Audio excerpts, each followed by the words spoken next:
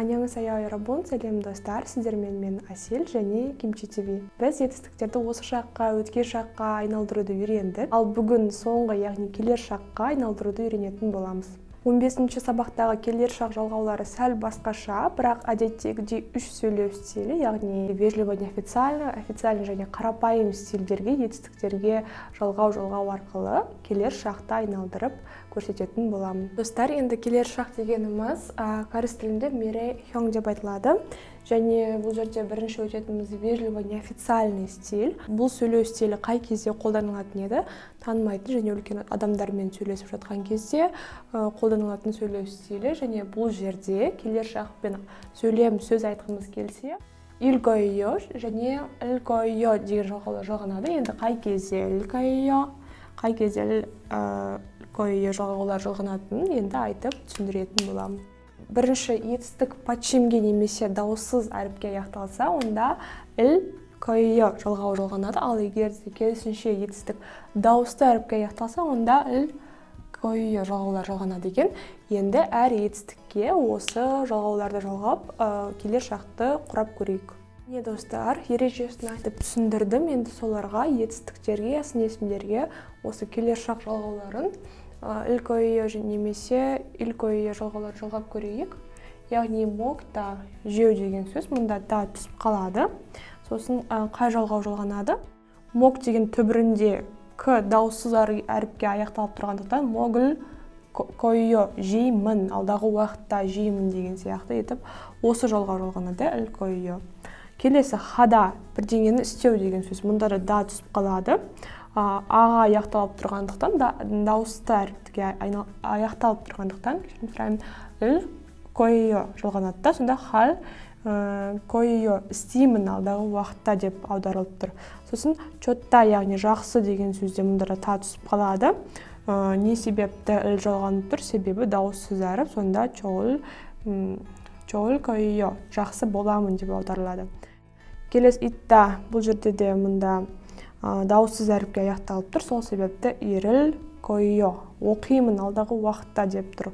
Соңғы када дегенде бару деген сөзде к түбірі дауысты аяқталып тұр, сол себепті кал мұнда көрінбей қалуы мүмкін. Кал адан кейін р әріпі соңына түседі, сонда кал койо алдағы уақытта барамын деп аударылып жазылады. Достар, енді осы келер шақты сөйлеммен мысал келтіріп көрейік. Нейл нальшига чоул койо, яғни ертең ауа райы жақсы болады деп келер шақты айтып тұр. Чоул койо, яғни дауыссыз әріпке аяқталып тұрғандықтан илгойо жалғау жалғанып тұр. Мале чингурыл маннал койо, маннал дегенде илгойо жалғау жалғанып тұр. Не себепті? Себебі мұнда маннал дегенде аға аяқталып тұр, сол себепті маннал койо жалғауы жалғанады. Демалыс күндері досыммен жолғамын деп келер шақты айтып тұр. Соңғы нейл пига ол койо, яғни дауысты әріпке аяқталып тұрғандықтан бұл жерде де илгойо жалғау жалғанып тұр, яғни ертең жаңбыр болады деп бұл жерде де келер шақтағы сөйлемді айтып тұр. Енді екінші қарапайым, яғни просторечный сөйлеу стиліне келдік. Келер шақта бұл стильді қалай жалғаймыз, қандай жалғау жалғаймыз, соны айтып өтейін. Негізі қарапайым стиль қай кезде қолданылатын еді, есімізге түсірейік. Қарапайым деп аты айтып тұрғандықтан, таныстарымыздың, достарымыздың алдында айтылатын осы жалғауларды айтатын боламыз. Илгойо немесе илгойо деген жалғаулар қай кезде жалғанады, яғни вежливо неофициальный стильге ұқсас. Қарап түсініп тұрғандарыңыз болса, бірінші пачим немесе дауыссыз әріпке аяқталса, вежливо неофициальный стиль сияқты, қарапайым стильде де пачимге аяқталса илгойо жалғауы жалғанады.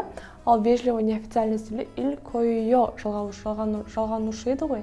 Ал бұл жерде илгойо жалғауы жалғанады. Ал егер де тек дауысты әріпке аяқталса, етістік несім ондай болса, илгойо жалғауы жалғанады. Ал достар, енді қарапайым сөйлемдерге, етістіктерге мысал ретінде жалғап көрейік. Енді маннада дегенде, жолығу дегенде да жалғауы түсіп қалады, яғни манна түбірі қалады. Аға аяқталып тұрғандықтан дауысты әріпке онда илгойо жалғанады еді. Сонда маннал койо жолығамыз алдағы уақытта деген сияқты келер шақ. Келесі мокта жейміз дегенде та түсіп қалады. мог түбірі қалса к-ға аяқталып тұр, яғни дауыссыз әріпке. Сонда могыл коя, жейміз деп тұр. Келесі пода көру дегенде де мұнда да түсіп қалады, по түбірі қалады. Оға аяқталып тұрғандықтан дауысты әріпке үл коя, яғни пол коя, алдағы уақытта көреміз деген сияқты етіп аударылады. Енді сөйлем ретінде мысал келтіретін болса, Чумаре мо хал коя, демалыс күндері не істейсің? Чунгураң юнхуарыл пул коя, яғни досыммен кино көреміз алдағы уақытта деп келер шақты білдіріп тұр. Достар, міне официалды стильге де келдік. Бұл стиль аты айтып тұрғандай документация, яғни официалды телевидение деген сияқты жерлерде қолданылып айтылып жазылады. Бұл жерде официалды стильде, сөйлеу стилінде келер шақпен сөйлем сөз құрап айтқымыз келсе қандай жалғаулар жалғанады?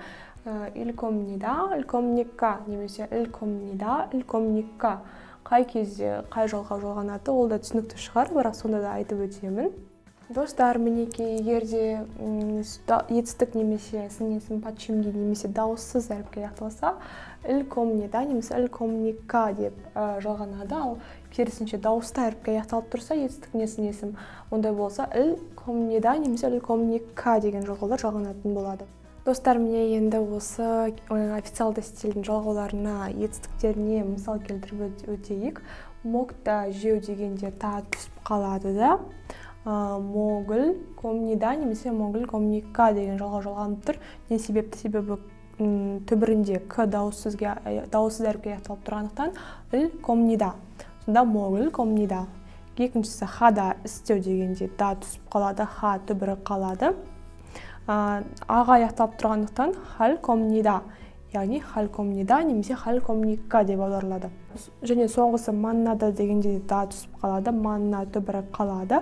Аға аяқталып тұрғандықтан маннал комнида немесе маннал комника деп жалғанады. Міне енді осы соңғы осы келер шаққа сөйлем ретінде мысал келтірсек, әдеттегідей сөйлем. Жумале мо хал комника, яғни демалыста не істейсіз деп сұрап тұр.